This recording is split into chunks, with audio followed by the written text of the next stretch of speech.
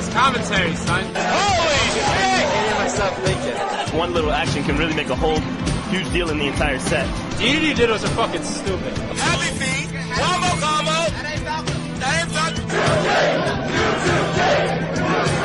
PC survives that attack. Both players are on their feet again to hit each other. Oh my god!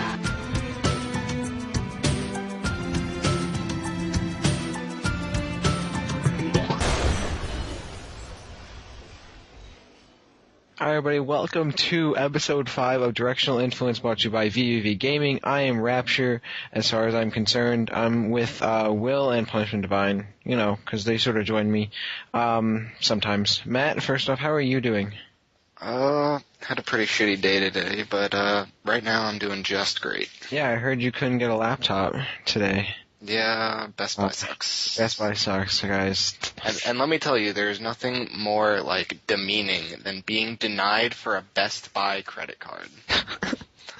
Well, Will, did you have a better day? Today's been alright, but, in all honesty, I've just been doing better and better, to be honest. Yeah, you've been seeing some better tournament results from the DK main. I don't think you're the best though. I think this up and coming DK main has got something on you. Yeah. He goes by the name of what's his name? I believe his name is Sonic Fox 87. Oh yeah. No, wait, are you guys talking about Polar Bear? I was thinking about Juice Strike actually. Polar Bear was actually the most recent he's a DK that it was his second tournament ever he entered actually at KTAR. Really? KTAR 3, yeah. Alright, well, speaking of KTAR, we're going to be talking about KTAR this episode. Will's going to let us know how awesome he did, and we're going to talk about that. Following that, we'll talk about Tier List version 5, which was just released by the Brawl Backroom not too long ago. We're going to talk about some Tier List. And then, following that, we will have, the second of the two awesome interviews in the past, 2 weeks. We'll be joined by Havok. As we were joined by Mike Hayes last week, we'll talk to him about, how Havok does, what he does in his daily life. I don't think we asked that, though. And, the life of the Havok. So, episode 5, stay tuned, because we got some shit coming at you right now. So this past weekend, KTAR 3 happened, and placing in 4th was our main man, Will, going DK as always. So, Will, you just got back. Well, I guess not just got back, but you came back, obviously. I hope so. I think you're at your house. Tell us all about KTAR. The experience, the tournament itself, because obviously we know you did well. Tell us about KTAR. Alright, well, KTAR events are always ones that everybody can enjoy because it was at the same venue that it's usually held at. It's I believe it was in Somerset, New Jersey, and it's held at the Fairfield Inn and Marriott Hotel. So, right off the bat, it's at a Marriott. So it's going to be legit. There's AC in there. There's plenty of TV set up throughout the whole place. The only downside is that, they had to have everyone kicked out by 10 p.m., but we're going to get a new venue next time. So the next KTAR 4 is going to be legit. KTAR 3, let's see. Who did I end up picking up for this one? The carpool was me, Vinny, Kieran Blaze, the Buzz, and I think that's everybody. Yeah. So that was our carpool. It's pretty epic. Getting there was kind of a hassle because, I don't know, I decided to eat breakfast that morning, which was probably a bad decision because I don't actually eat breakfast, and that was the first time I did in quite a while. So that kind of held us back for a while because I had an upset stomach, sad face. But we finally got there. It was totally packed. Like, I was surprised. We got there kind of late for doubles. But, we called ahead of time, had them enter into the bracket for us. So, doubles was scheduled to start at 11 a.m., which we were all a little salty about, because we kind of know that's not going to happen at a Smash tournament anyway. So we were really, really happy when we got there at around like 12:30 to hear that they hadn't started anything yet. Doubles proceeded pretty smoothly. I actually teamed with Cable. We did double DK. That shit is so legit. It's so much fun. It's definitely the best, the most fun that you can have in doubles. But if you're not a DK man, you probably wouldn't understand. What happened? I think we ended up losing to the Buzz and Inui in a pretty close set, game 3. And then kind of really upset about how we lost in the losers bracket because we lost to Chibo and Xax because we had a 2v1 on Chibo, and I'm just gonna throw my John out there that I was at 156%, yet since we were both DK, I thought I was the one at 26 when I rushed Chibo and got nared and then left Cable to fight him alone, and Chibo made a comeback. So it was my fault. So for everyone out there that uses a double character team besides double Meta Knight, because fuck you guys, pretty much just keep track of your character and like which percent you're at. So just memorize what port you're in, because it makes a huge difference, like in the heat of battle when you're nervous and you're not really paying attention to like the percents. And you obviously, your best achievement at the tournament was placing 4th in singles. The singles tournament itself, can you give us like the lowdown on how singles went? Singles was incredibly stacked. I don't actually know like who did the seeding or how it was seeded, but it was incredible. There's so many good players that entered this tournament, and just to list off some of the people in the top 8, for instance, there was Ally, Anti, ADHD. I was lucky enough to come in 4th. There's Adamisk, Inui. We had Nakat, actually, really upcoming Fox player, placed very well. Came in 7th. And the Buzz was the other 7th place. And even on top of that, we had so many other top names that didn't, because you can't fit everybody into top 8. It's a big fight for that. But some crazy things went down. One of which I was most excited about, and I almost lost my voice over, was when Kieran Blaze 2-0'd Chibo Senpai in singles. I was very, very, very pleased about that. And I got to scream, Kieran, best Link, etc., etc. Everybody knows that already. Link. Link, guys. It was Lilac Cruz, and Kieran Blaze DI'd Rob's up throw at 226% and didn't die. And he came back and clutched it for the win. So For the record, that's not Link DI. That is Kieran DI. Kieran way too good. Yeah. So we got some other really good names in here. We had MDVA came down. We got Slick Vic, God is my rock. We have Logic. Who else came? We had PA came, Chibo, Vex came, Xax. A lot of the PA players came. And along with PA comes all of the loud people from PA. You know who you are. Make the match very, very hype and disruptive for some people, but for the most part, hype and makes it really exciting. I don't know, the KTAR events just seem to be one of the other big regionals in New Jersey. We had 74 entrants. I don't know, it was a really hype tournament, and it was the biggest regional we've had in New Jersey for quite some time, I think. What would you say was like your best win or like hardest win or something? I could pretty easily say that my best win at KTAR 3 would have been versus Adamisk, because this is probably the 3rd or 4th time consecutively that I've played Adamisk and he's gone straight D versus me. And this time it was on the live stream, and it was a lot of hype, a lot of people watching, and people were flipping out on the live stream apparently. So I was glad to put on a show for some people, because I have kind of a crazy style. I'm sorry, Adamisk, but I have to play really gay against you. But I think he's not going to go D on me anymore. So I think maybe this might be the last time I'll beat him in maybe so decisively. But definitely beating Adamisk was, I think, my achievement of this tournament. While KTAR was going on, we obviously had some pretty good stuff to talk about around on Smashboards and everywhere else. Tier list version 5 from the Brawl back room came out, and we were able to see the characters move up and down. We all know Fox is sort of like came out of nowhere into the middle of C tier, etc. And we're just gonna talk about that for a little bit. Matt, I know you probably have some opinions on this, I'm assuming. Give us a lowdown what you think about the tier list. Yeah. Obviously, I really just recently got to see it, and I was really disappointed this time around, especially because I really don't think they have an accurate description at all. Their current description doesn't follow results or real, basics of the game, if you ask me. My tier list looks more like Mike Hayes' from last week's, and I honestly think Snake really needs to just move down already, because Snake is not the second best character in the game.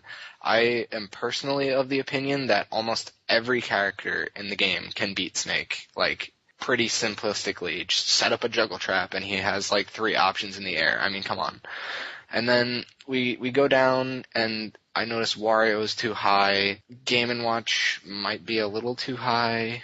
Down towards middle and low, you know, Pokemon Trainer and Ness are both mid-tier, and Ike at mid-tier, Sonic at mid-tier still. I mean, low-tier tournaments being restricted to the characters they are still probably isn't going to happen, because people will always allow, like, Ness, Ike, Pokemon Trainer, they'll always allow these characters in low tiers, but just the way that the back room has reflected the tiers is just not to my liking. I just don't like it at all. I mean, for me, I didn't think the tiers was that bad. I definitely don't think Snake is second. I thought DK was going to go up, to be honest with you, especially not passed by Peach. I'm glad that Pit sort of like got knocked down like a notch or so, but it's still, I'm not really seeing why he's where he is. R.O.B, I think, should be like E tier. I hate R.O.B. R.O.B should go kill himself. But the thing I was actually really like not taken back, but like why I was wondering something here. They had under the tier list the individual character movement explained. They explained, you know, why characters moved, and they explained why Fox, Ike, Bowser, Pit, and Pokemon Trainer moved the way they did. So I'm looking at this, and I find that they first say that Pit's placement in the previous tier list was, you know, because of all of this potential, but because we didn't see any of it, they moved him down. So they moved him on to potential. Then they took Pokemon Trainer, who is obviously the only Pokemon Trainer out there that matters is Reflex. Reflex is the Pokemon Trainer. And because no one really uses him as well as Reflex does, Pokemon Trainer went down because you can't really, you know, base all of that on Reflex. But then at the same time, they moved Fox up, not only on potential, but because of one player's performances, which they mentioned in there, TKD, which I found really hypocritical because it didn't make sense for them to move Pit and Pokemon Trainer down for the same reasons they moved Fox up. And a lot of people pointed this out on the thread too. It didn't make sense because it almost like they wanted to move Fox up just to move him up, because we all knew like, alright, Fox isn't that bad. I don't think Fox is amazing. I think he's honestly like the mid-tier character. But I found it really hypocritical that they would do that. And the only thing I found that was a pretty cool thing about the movement was that Ike went up, because I honestly think Ike deserved to move up. But other than that, I don't know. I don't think it was justified at all for Fox to move up that much with Pit and Pokemon Trainer moving down for the same reasons he moved up. Yeah, I completely agree with that. I don't think that it's right to justify the means and then just totally go the other way with different characters. You know, you can't do that. That's just something that's like basic debate style. And also, I really don't understand the Zelda Sheik, or Shelda, as some people. Shelda. I don't understand that at all. Like, how can you say that? I don't understand how you can place that. I remember someone saying that for Shelda is like someone who's mastered both Sheik and Zelda and uses them accordingly, which I can understand. The problem is that and I asked this was, well, how do you say, you know, if someone's using Shelda and not Sheik, and then like Zelda won in the tournament, is that still considered Shelda? And on the results, do you consider someone Shelda and not Sheik or Zelda? And I didn't get a clear answer, because you can't really like make that distinction. There's no line, you know. Like, there's no line of how much do you use Sheik compared to how much you use Zelda in a tournament. You have to keep track of that. And obviously I'm going to assume people use, you know, I mean, I really can't, because not many people use Sheik or Zelda. That's a thing. And another thing is, why is it that I can understand that, you know, like with Sheik, you get Zelda, so you get whatever pluses Zelda gets, and that moves you up, I guess. But Zelda has a lot of weaknesses, has a lot of crappy stuff that makes Zelda the second worst character in the game, according to this tier list. I don't understand why, when you add Zelda to the equation, that Sheik and Zelda get a boost above where Sheik is, over Ike and Sonic, to where Shelda is in D tier. I don't know. I think I kind of agree with that, if you guys will hear me out. If you add them both together, I definitely think they're a better character, but this is how it is. And this is what I think Shelda is, if you want to call it that. Shelda. You'll start off the stock camping with Sheik and racking up the percent with the tilts with Sheik, and once you get them with a certain knockback away where you're pretty much hitting them just to hit them away, you turn into Zelda and you KO them with Zelda, and that's all Zelda is good for. Because if you get them with a fresh up smash at a decent percent with Zelda, that's all you need her for.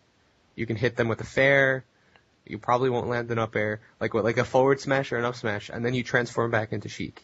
And that's what I think is the benefit from Zelda, because that's all she really has. That's like the only benefit from Zelda, though. Exactly, but that's all you need her for to make the character better.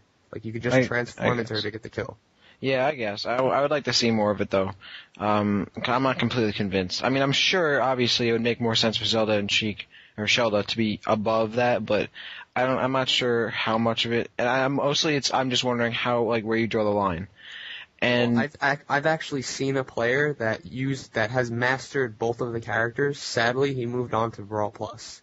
Oh. And if you guys know of him, his tag is Ryoko. And he was absolutely incredibly broken with both Sheik and Zelda, and he would land fairs with spacing like I've never seen. So, and he would play the character correctly. He would tilt lock with Sheik, and then even at that point when you're not worried about killing with Sheik, you can combo out of her F tilt before they DI out with an up smash. Then you could transform into Zelda and rape them, and then transform back when they lose the stock. now, who do you think, like, just giving, like, I don't know, just, like, an opinion from you guys, where do you think, like, one character, like, stands out for you that should be in, like, a different position where they are, like, completely stands out? Like this character should be up, like, 2 spaces or over a tier or something. Where, like, Matt, what do you think, like, that kind of character is? It's absolutely Snake to me still. I really just don't understand how Snake is still the second best character in the game. I think that Diddy is so much better than Snake. I think Falco is so much better than Snake. And I think that Wario, Marth, and Ice Climbers all have the potential to be better than Snake. Snake should move down so much. Okay, I think R.O.B is ass. Thank you. Thank R.O.B you. is very bad. Oh my god. No way he should be ranked as, like, I don't understand. Like, no offense to R.O.B mains. I know Tommy's doing his thing over there in the West Coast. I'm sure he's placing very well, but I don't think that R.O.B is really cutting it anymore. Like, R.O.B just, I don't see how he's doing that well. And another character where it looks like almost that he went down a little bit, and after just being in the presence of Jash and seeing him play, Or just Toon Link. other Toon Links. Toon Links are always placing well, and I think Toon Link should definitely be higher. And now that I'm looking at it, I'm not really sure if Pikachu was always ranked that high, but I don't think Pikachu should be ranked quite so high as well. Well, Toon Link didn't move. Pikachu didn't move either, so Okay. we didn't see any change from them. It was really mostly the tiers that sort of make it look like people, like, moved around a lot. Yeah. Yeah, I mean, for me, I would have to say that I'm just going to say 2 characters, because you did. I'm sure Matt really feels so much about, Snake. It's just like, that's 2 characters right there. Yeah, pretty much. I would say, for me, I think, honestly, Yoshi is mid-tier. Like, where Ness is, or Sheik. When I see, like, people like you who use Yoshi that are good with Yoshi, like, I think Yoshi should sort of leave low tier. It's not the biggest deal for me, but I think that he would definitely have a good spot, like, maybe between where Sheik and Ness is. And if not that, I honestly think DK should be higher. Like, I didn't understand that, how DK got lower when we're seeing, and I'm not trying to be, like, biased here because we got Will here, but seriously, DK went down 2 spots. Here are the facts. I don't know. DK has gone down 10 spots since the first tier list. He's gone down 4 spots, 4 spots again, and now he stayed in the same place, and then he's gone down 2. So, I don't know, like, this last tier list, I thought maybe he'd be at least stabilized, maybe go up a little bit, but, I mean, we really don't have that much representation, so I would think maybe that's why, but at the same time, I don't know. Well, I don't think he loses to some of the characters that are placed above him. Yeah, I mean, I would also say Kirby. I'm not saying Kirby's high tier. I actually like where Kirby is, though. I would just, if I'm going to point out someone else, but I don't know, just that C tier is odd for me. Like, Pit, I still don't think, R.O.B, Pit, and Peach just seem really out of place there. I don't know. And I think it's pretty accurate, but overall I think there could definitely be some moving, but I guess we'll see that in version 6. Just like overall, moral of the story, R.O.B is ass. Can I get agreement on that? Yeah, I agree. Yeah. Rob kind of sucks. Even I can't beat the fucking character. I like R.O.B mains. I don't like your main though. Like I don't like the R.O.B mains main. R.O.B, I don't like him. Just he was Play Chibo and you'll never like R.O.B. You'll despise R.O.B. The thing I will say though, I did like him in Mario Kart DS. He was my guy. Just went after him that game. I was a dry bones guy. Oh, You were a tier whore then. Yeah, I wasn't. I just liked dry bones. I didn't even know how to you're a snake. liar. I couldn't I just figure like it out. Meta Knight. I liked him when he came out, so I played him, and Look, all right, I didn't even know how to snake. Okay, I couldn't figure it out. I'm gonna say though, I used R.O.B, but I used Dry Bones Tank. Okay. So yeah, that's what lured me into. Yeah.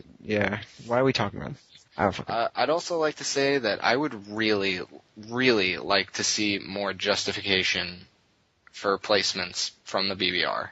That's just something I would really like to see. I would like to say that too. Like, I appreciate that they have this individual character movement, like, section, but this isn't enough, especially when they're justifying things one way and then justifying drops the other way. That's just how, they really need to get their shit together. Yeah, I would like to see that too. I'd also like to see, and not to like take away from that comment because I completely agree with you, but Ganon tier should have a better name. Like best tier or rape tier, or you have to give him something, dude. I mean, he's his own tier now. Like he's all alone. Guys, speaking of the BBR, something very, very important is that there are now applications up. Right. Where you apply to be in the BBR. And yes. as much as we're talking trash, saying we don't understand their decisions and we don't understand the choices that they make, part of the reason is because we're not a part of the BBR. We don't know what they do, what meetings they have, what they talk about in their forums. So, if you guys want to make a difference, apply to the BBR, and maybe you'll have something to say, and then we'll start listening to what the local people want. Exactly. Don't be the questioner, just be the answer. Just if you think something's wrong with the BBR, then join up, because I know at least me and Will are going to reapply, or I'm going to reapply. Will's going to apply. Just do it. What was that? Vote or die. Vote or die.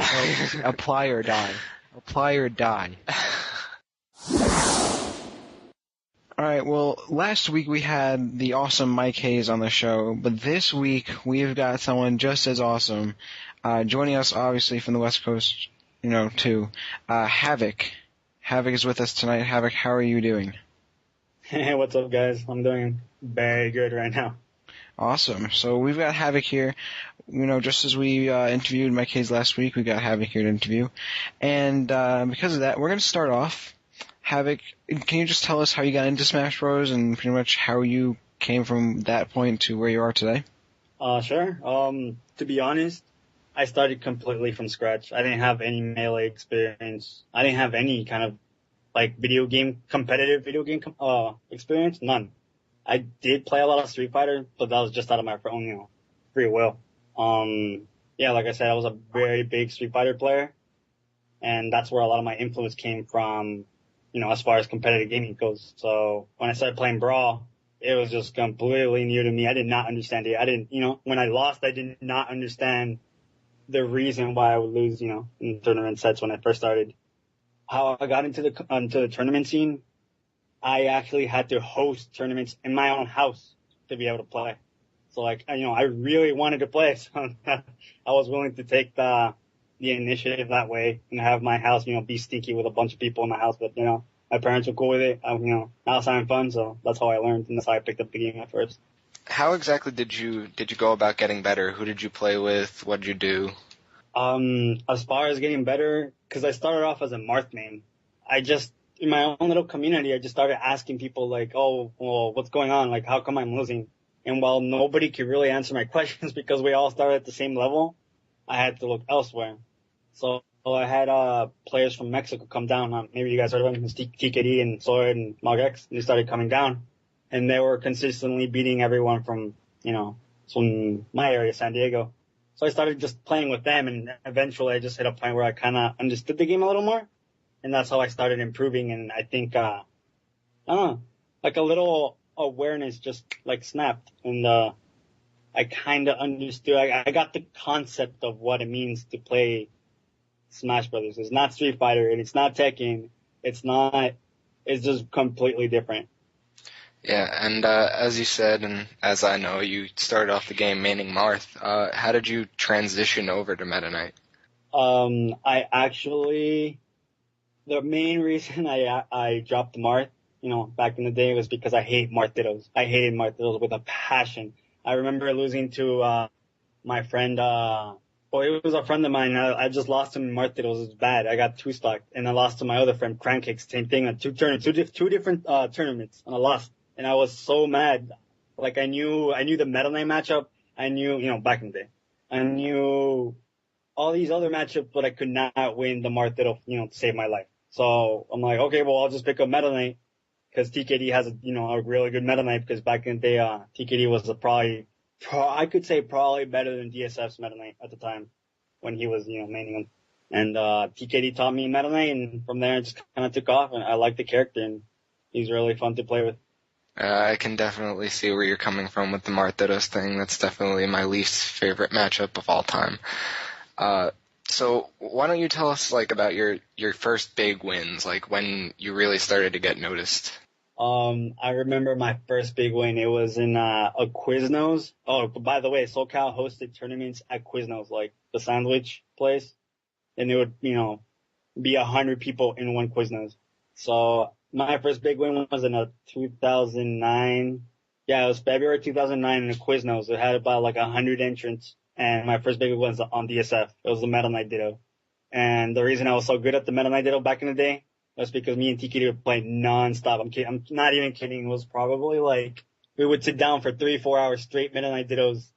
And I just kind of understood it. So when I played DSF, and I had seen DSF play too, so I wasn't, it was even, but I always felt in control. Yeah, that was my first big win. And people were like, what? This guy beat him? I was nobody then. I don't want to credit it just all Meta Knight, because I did put a lot of effort and a bunch of hours into the Meta Knight Ditto. But yeah, that was my first big win. And after that, I think I quit my job. I'm not kidding. I quit my job to try and play Brawl competitively. Wow, that's definitely a big jump, and we can tell that you took a lot of steps to really take this game seriously. So, after that, how did your career go? It went from beating DSF to losing to a lot of people. I met Larry. I kept losing to Larry. I met Fiction. I kept losing to Fiction. I couldn't beat anyone. But for some reason, I could beat DSF consistently. That was the funny part. He was supposed to be the best player in the West Coast, right? I don't know. I think I started traveling a lot during that summer, because I was able to quit my job because I saved about $2,000. And I used that $2,000 to travel around the West Coast to play in tournaments. And little by little, I just started to see what the good players were doing, and me traveling and exposing myself to how other people play just helped out, develop my game and step it up. That's really cool. And now your first shot at some of maybe the bigger names around the country was Genesis, correct? Yes. I think I played Atomisk. And I think at that point, Atomisk was supposed to be, he was a huge DDD player. So when I played him, people were expecting me to get raped. But earlier that day, I saw my friend Catnip play Atomisk. And Atomisk's big thing was, I can beat Tornado. And he's playing DDD. And that's a pretty big claim. But Catnip did not use Tornado, and he was pretty even. So I'm like, if Catnip can do it without Tornado, I can do it without Tornado. So I beat Atomisk 2-0 that tournament pretty easily. It was just a mix-up game. He didn't know what was going on. I'm not kidding. He did not know what was going on. No Tornado. And I would randomly throw in a Tornado for a random mix-up. And then I played ADHD that tournament too. I think I went Marth my first game and lost pretty badly. Then I went Meta Knight and I did decent. Tyrant kind of scolded me for that one. He's like, no, you should have gone Meta Knight since the beginning. I'm like, well, whatever. So that was that one. And then I think I had played Jason for my first time too. Not in tournament, but actually meeting them and stuff. So yeah, that was Genesis. I didn't do too well in that tournament. Your career was just taking off at that point. So why don't you tell us like your post Genesis experience, how you learned from Genesis and went on to really improve your Smash career? Sure. I think around Genesis is when I got ranked, and I remember that summer I traveled nonstop. I think I went from Vegas. I went to Vegas, then I went to Washington, then we had Genesis, and then we went to Best of the West. And these were like consecutive weekends where I was like never home because I was always traveling in a car or by flight or by, I was just not home. And I remember I started writing on a little notebook. Every time I lost, I would write in, why I lost. How did I lose? When did I lose stocks? What are my bad habits? What did the other person do? What are those, what are their habits? And I remember little by little, I just started beating people. Like, I remember losing to Hugo's R.O.B. because I couldn't understand how that forward tilt would reach way past my forward tilt. So I'm like, okay, well, what am I going to do? Okay, I'm going to walk and wait for it and then, punish it. And that did work. And okay, well, most of them, the majority of top players would hold shield when they're at dying percentage. So what am I going to do? Oh, I'll just grab up, walk up and grab. Nothing fancy. It was just walk up and grab. And that would work. It would just, place them in a position where I can kill them in another way or have them get desperate enough to do something to me, or get a reaction for me, take a stock or take the win. And yeah, I started building it like slowly and just writing everything down. It was more, I guess it was like, I don't know what it was. Just everything I write down just kind of like goes into my gameplay every time I do that. Yeah, so I just kept on improving little by little. Now, your first time really traveling really far was Pound 4, right? Why don't you tell us about that? Oh man, I was super hyped for Pound 4. I remember I had like a little hype song on my friend Oates. He had his iPod, or what was it, Shuffle? I had a hype song for it. I had a book to prepare myself. I don't know, I was just in the zone. Yeah, so that was my first time in the East Coast. Very cold, by the way. I still think it's cold. Let me think. In my first pool, I had K-Sizzle. And I remember K-Sizzle in a video, he's like, oh, I want to play Havok. So we started playing, and all this guy did Tornado. So I'm like, okay, so I'll just do what Eric does when I use Tornado like he does. And that worked. Eric is tired, by the way. And in my second pool, I had GDX from Florida, a Diddy Kong player. And I'm not exactly the best player against Diddy Kong, but I adapted pretty well, and I took him off. And then in bracket, I think I played Adamus first, and he went ices against me, and he lost, because I think I did a little dirty to him. I've never timed out anyone ever in my entire Brawl career, except for that one match. I killed Nana, and I just kind of like stood still or walked away from Popo. Like I didn't really have to do anything, and I just kind of let the clock wind down. And in case I needed the clock, I had it, but I was, I killed them, and I did the exact same thing in the next game, and I timed them out. It wasn't very hard at all. And I haven't done that since, by the way. So for those people who are like cheering against me or like, oh, Havok timed someone out, well, that was my one time. Sorry, Trevor. Then I played another Icy's lane, and his was a bit, I don't know. I think because I saw him play Tyrant at Genesis, and I saw that all he would do is just wait for the tornado for him to pivot grab the tornado. So I'm like, all right, no tornado. And guess what? He just got completely dismantled. He didn't know what to do. Who else did I play? And then winners, I made it all the way down to like, I don't know, semis, I guess, or maybe quarters. And I played ADHD. And I remember getting raped the first game. It was pretty bad. Like, I didn't know what to do against him. So second game I taken Delfino, and I remember having a 2-stock lead. I'm talking about like, I'm at 3 stocks and 60%, 70%, cause I don't know, I was just playing, I was spot on. And then he comes back and beats me. I'm like, alright, whatever. It's ADHD. I don't know the matchup that well. Whatever. And then in losers, I play Lee Martin, and I beat him. He played his Lucario. And I know the Lucario matchup very well because, I play with this player, named Slaffy. So I know pretty much how to handle that. So I beat him, and then I played Ally. I am like 1,000 times confident against Snake. I don't care who you are. Snake, is my best matchup, is one of my best matchups. I thought, I'm gonna rape him. Like this, it's gonna be funny, I'm gonna rape him, and people are gonna be surprised, because, they don't expect anything out of me. And, the first game, he completely threw me off because he would not do anything. He'd just stand there. and I would stand there. And he wouldn't pull out a grenade or anything, so I'm like, okay, well, that is not, I've never seen this before. And I remember him throwing me off, and I think I take the first game because he, air dodges underneath the stage. Like, he didn't grab the edge because he air dodged. And then he just killed himself. I win that game. Second game's on Smashville. No, on Final Destination. And I get mad because he up tilted me past my down tilt, past the grenade, I think. Yeah, cause he shielded to drop it or something. Or something, it was something weird, and I got mad. I was like, what? So he hit my hand from the down tilt and I die. And then third game, I just completely lose my cool and I lose. And I remember Ally being nervous. He thought I was gonna go Marth.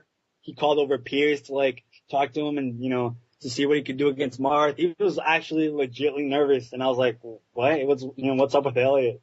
And, I remember, the reason he was also kind of salty was because, I had, not coached, but I was talking to Mike Case the last time he beat Ally in, Active Gamers in September. I was coaching Mike and I was saying things in Spanish, and I remember Ally turning around back, while in the match and talking to me in Spanish, like, stop. I'm like, well, I'm not doing anything. I was just literally just saying like random little things. I wasn't really coaching him. So when we met at Pound, he's like, we're just kind of like going back and forth with a little trash talk. So yeah, that was my experience at Pound. I did pretty well. I got 7. People weren't expecting that, so I was happy. So yeah, that was my first East Coast experience. All right, Havok. So, we know you're a part of VVV now. So how did that play into your MLG experience, and how did you initially come into contact with VVV, and how did that work for you? The first time I heard about VVV was at MLG Orlando. My friend DM Brandon, he told us about it. He's like, I got sponsored by this company, and it's pretty cool because of this and that. I'm like, all right. So me and Mike's like, well, since it's doubles or teams that have to apply, well, let's, try it. And he's like, okay. So we went through an interview process and we ended up actually getting, the sponsorship. And I'm like, cool. And, my time with VV has been a really positive one because, the community is really awesome. It's a really tight knit community. It's not like we're Smashboards. We have a really big separation between Melee players and Brawl players. No. This is like Halo players communicating with like Left 4 Dead players and Beep Up players. Like, that's legit. That's a community. That's kind of where I want to be and what I want to be part of. So yeah, I mean, VV is awesome. They provide the communication you want to have with other games, and you get to find out all kinds of cool stuff. Like, I remember meeting up with the Guitar Hero guys and the DJ Hero guys at Devastation.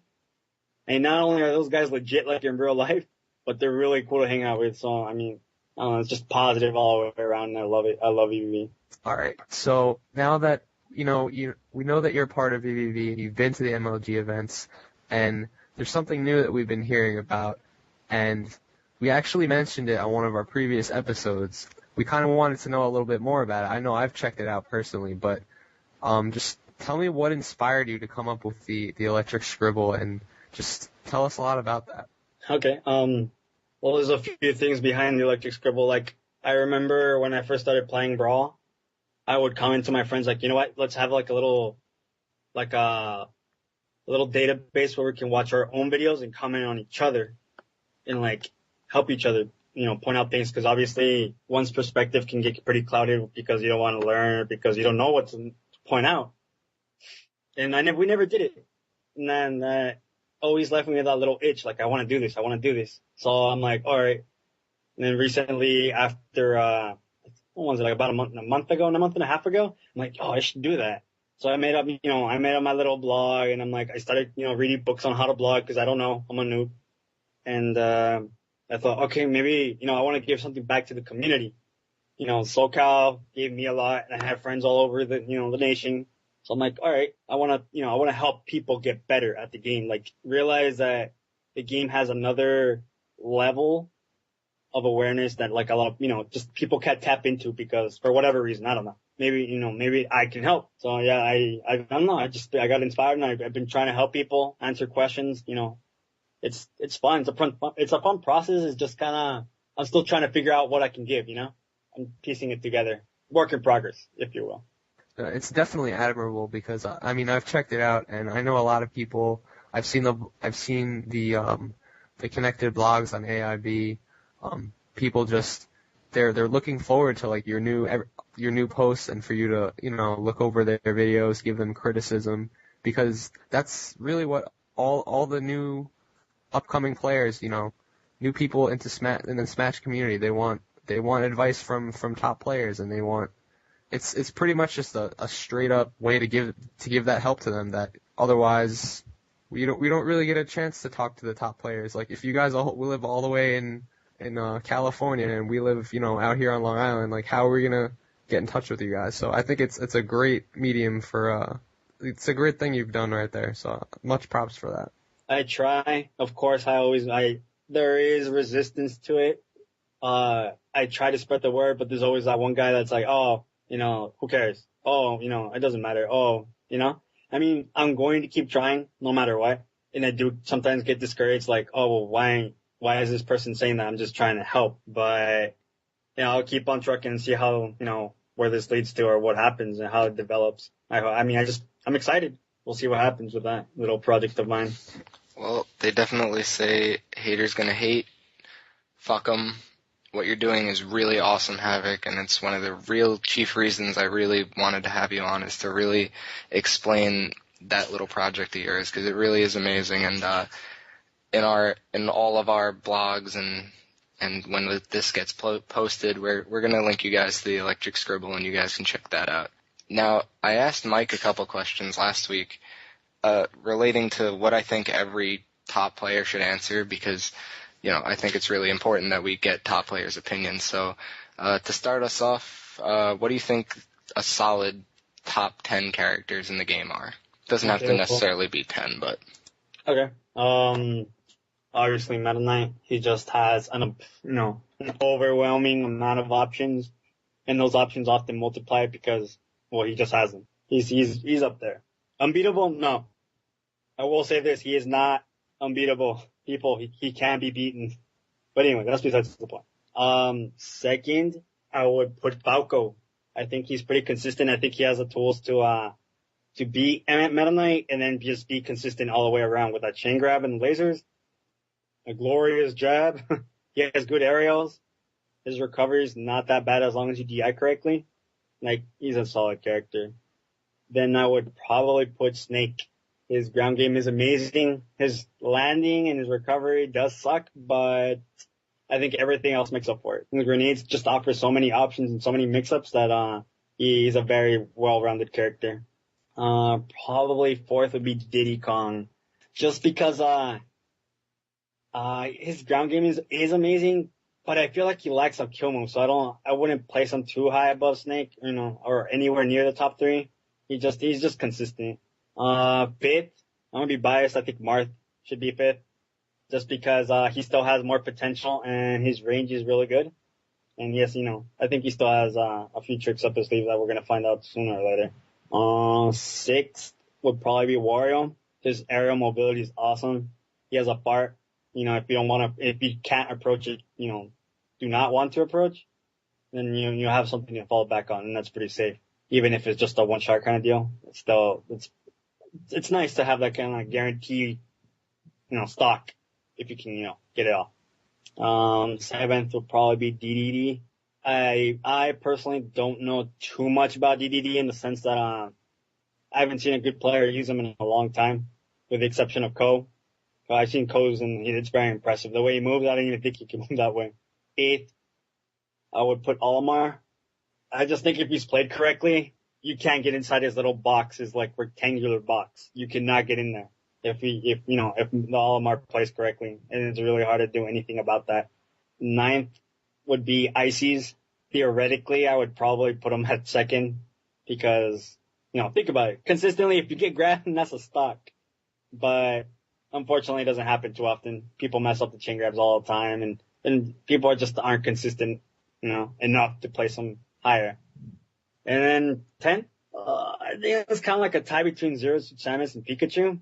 Just the stuff that I've seen Isan do with Pikachu is pretty amazing. And then same thing, I guess, with his brother, Zero Suit Samus. Just pretty cool. And I think they're pretty solid characters. I think those are the top 10 characters. Yeah, that's pretty accurate. Gives us a pretty solid idea of what you think. Now, who would you think that the top 10 players are in the country? You said you would rank yourself probably top 10 players, which you definitely deserve. You would definitely rank yourself among the best of the best. Yeah, I do. I think I can. I think I will do better from here on out. Just because I feel like I hit something. I don't know, something snapped, and I think I know something else. I can't really explain it that I can exploit right now. And I want to test this out at MLG, the next one, or at DC, and see how I do. So yeah, I think I could place myself in the top 10.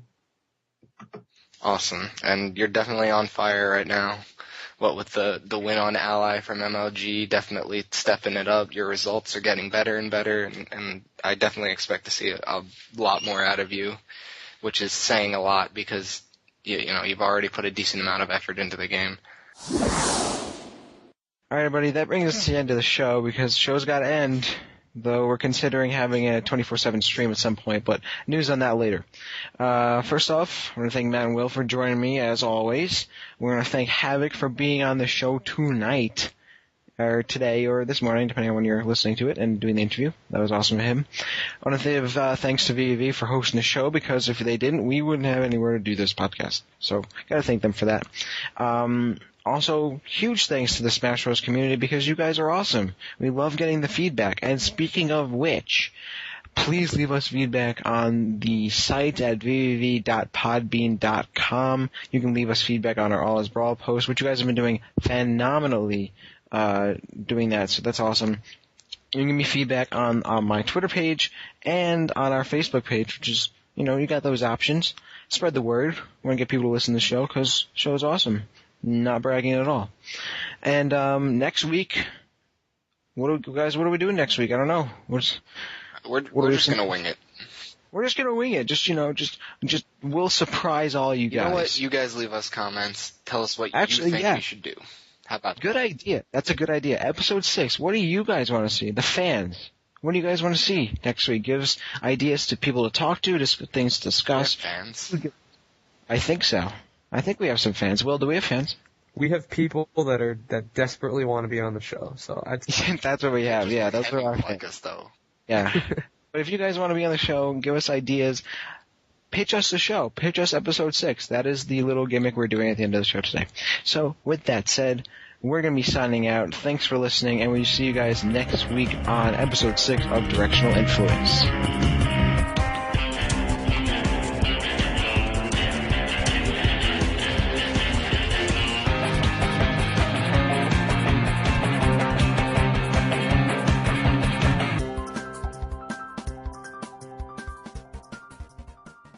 When I beat Elliot, and I don't think anyone really knows this. When I beat Elliot at MLG, whatever MLG I beat him at, well, what was it? Rally? Yeah, you were sitting right next to me, by the way. Yeah, no, I didn't see anything happen, so I was so focused on what I was doing. You actually kind of slammed into me when you got up. What's up? You actually kind of slammed into me when you stood up and started screaming. You almost knocked the TV over. You were so hyped. This is what happened. I think I won. I shook his hand while on that, going up motion really quickly. And all I remember was the first thing that I did, and I swear to God, it's the first thing that I did. I was chewing on gum. I take out the gum and I throw it as far as I can, as far as I can with all my might, because I couldn't yell. I was, it was either that or I just let the gum fall out of my mouth before I yelled. So I took the gum, threw it as far, and then I screamed whatever I screamed, which I don't remember. And then I remember somebody telling me, calm down, calm down. I'm like, well, why? And the judge look at me right next to me. He's really scared or something. Yeah, that was pretty embarrassing, I guess.